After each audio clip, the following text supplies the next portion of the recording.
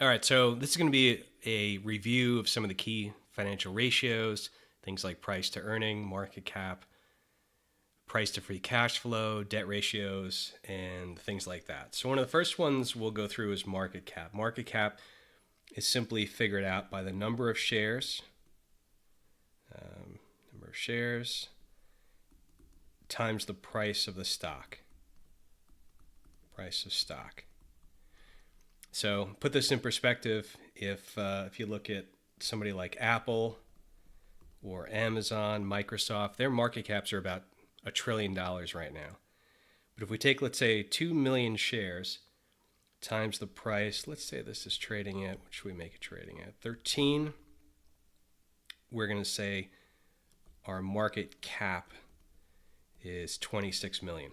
All right, simply the number of shares times the stock price. Now, stocks pay dividends, and a lot of times somebody will say, well, wait a second, what's the dividend yield? And so let's say you have a stock price, so the stock equals $100, and your dividend is $5. So to figure out the dividend yield, you take the dividend, which is 5, divided by $100, and that's 5%. So right now it would have 5% dividend yield. Now, when we think about earnings and we think about valuation, one of the really basic ways that people look at valuation is they look at how many times earnings is a stock currently trading at. So if we think about, let's see, let's do this. Let me change the color here, and we're going to do PE ratio. PE ratio. And PE ratio is the price over earnings. So for this one, let's say we have net income of $20 million. So net income of $20 million. And let's say that we have shares outstanding. Shares outstanding of 10 million. Okay, so $20 million net income. Shares outstanding is 10 million. One of the first things we can do is we could figure out what the EPS or the earnings per share is. And so if we made 20 million and we have 10 million shares, then if you take 10 million times 2, that's 20 million. So we have our $2 is our EPS. So we didn't say what the stock price is trading at. Let's say we have our stock equals its price of, what should we make it? Let's make it $10. So if we make it $10, to get the PE ratio, we would take our price of 10. That's almost the dollar sign. Trust me, that's supposed to be a dollar, or a dollar sign, $10. Divided by 2. So we would have a PE ratio of 5, meaning it's trading at 5 times earnings. And PEs can, it's sort of relative. It's kind of beyond the scope of this, but some stocks trade with a very high PE, and they do so for a long period of time. Other stocks don't, but it's all sort of relative. Now, we just figured out before the market cap, but just for some extra practice, we know there's 10 million shares outstanding. We don't want that. We know there's 10 million shares outstanding. And so we have 10 million. Let's do this.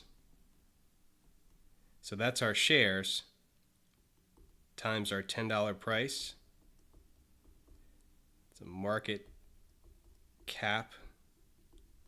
What is that? That's a $100 million market cap. And by the way, here's another little trick for you. If you know the market cap and you know the net income, you can actually do it this way too. It's the same thing. In other words, your market cap is 100 million, your net income is 20 million. You can take your market cap over your net earnings. But a lot of times it asks you to do it on the per share basis. So that's why we did the earnings per share. We have our price. and we have our shares outstanding. All right, so let's do blue here, and we're going to switch to the debt side. We're going to look at the interest coverage. So it's a little thick on the marker side ratio. All right, actually, I'm going to go back to red. That's too thick. So the interest coverage ratio is looking at net income. I don't want that. Net income over interest payments.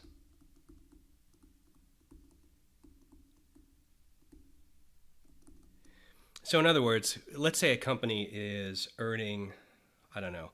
And by the way, I should actually quantify this. When we say net income, it's actually EBIT. Almost forgot that. EBIT is earnings before interest and taxes. So it's actually EBIT, to be correct, above your interest payments. So let's say that a corporation has EBIT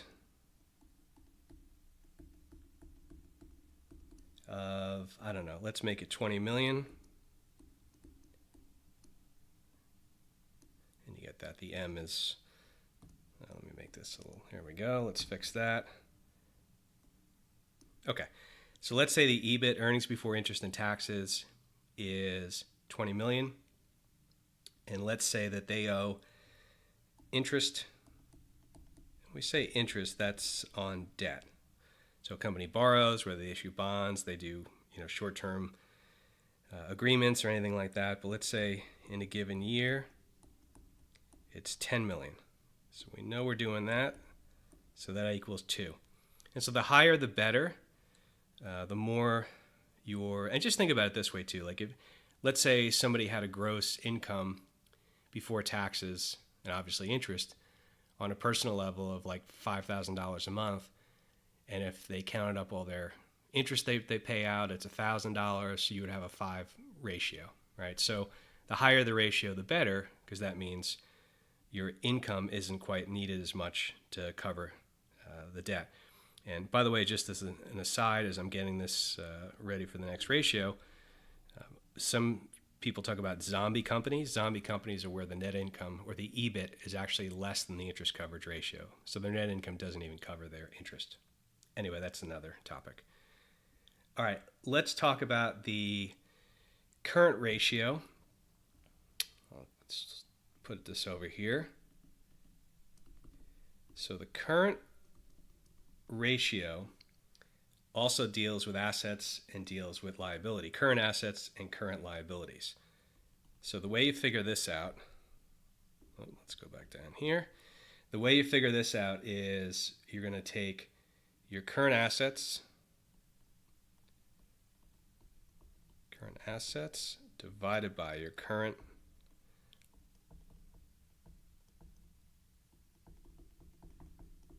liabilities. And so for this one, let's imagine your current assets are 2,000, and we'll say this is in millions, but whatever, 2,000.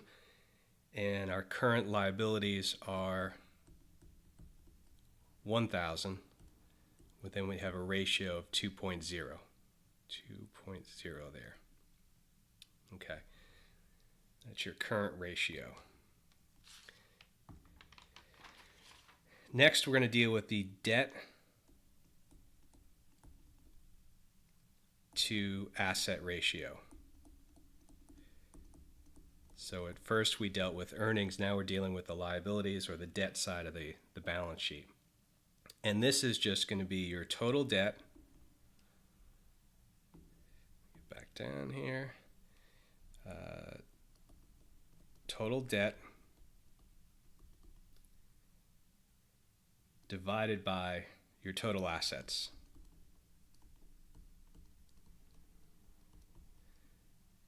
So let's say your total debt is, let's use 2,000 again, and that's in millions, so that would be 2 million. And let's say we're going to do this over, So our assets are 4,000, and this is in millions. So 2,000 in millions is the debt, and 4,000 is the assets. And so we do that. It's 0.50 or 50%. All right, so that's how you get the debt to asset ratio. One other thing, too, I'll just mention really quickly. One of the things we'll get into is the reinvestment ratio, the dividend payout ratio, things like that. But if you see ROE, that's return on equity. So companies, when they have earnings, they can either pay them out in dividends or do other things with them. They can also reinvest them back. And when executives reinvest earnings back into the company, one of the ways to measure how they're doing with that is called the return on equity. So that's something that you'll want to know. All right, and then we mentioned that. So the percent here, we'll do a whole figure, but the percent of reinvested earnings. All right, you get the picture. That's earnings, right? Reinvested earnings. Well, let's say we have 10 million in earnings, and 20% is paid out in dividends. So that's 2 million. And then we'd say the 80% is reinvested. So that's, what is that? That's 8 million. Look at that. Did some easy math there. And so this here is what's referred to as the Plowback ratio. Hang on, I can't let that stand there. Here we go. Ratio. It's also called the reinvestment. The reinvestment ratio. Okay, so when we hear about what's the percent of earnings reinvested back into the company, it's the reinvestment or the plowback ratio. All right, we've been talking a little bit about free cash flow to equity. We'll get into that a little more, free cash flow in general. So remember we did the PE ratio as price to earnings. We can also do a price to free cash flow. And so for this one, let's say we have 1 million shares. That doesn't even make sense. Hang on. There we go. 1 million shares. And let's say that we figured out our free cash flow was 5 million. All right, so 5 million free cash flow. So 5 million. Okay. So the way we can do this is we want to try and figure out a price to free cash flow. Oh yeah, our stock. What's our stock trading at? That's our stock price, right? So we'll make it $10. Hopefully this is some easy math. All right. So we know that on a free cash flow to share basis, so free cash flow per share is equal to your free cash flow divided by the number of shares. So what is that? 5 mil divided by 1 million equals $5 is our free cash flow per share. So now to get price to free cash flow, it's just your 10 divided by your 5. And that's going to give us what? $2. So in this case, it's trading at 2 times free cash flow. So its price to free cash flow is 2. All right, companies sell stuff, and are they making money or are they not? Okay. So one of the ways that you can figure that out is something called, here, let's go back to here, your gross profit margin. So gross profit margin. And if you ever watch the show Shark Tank, people talk about their margins. And so basically all this is, it's your revenue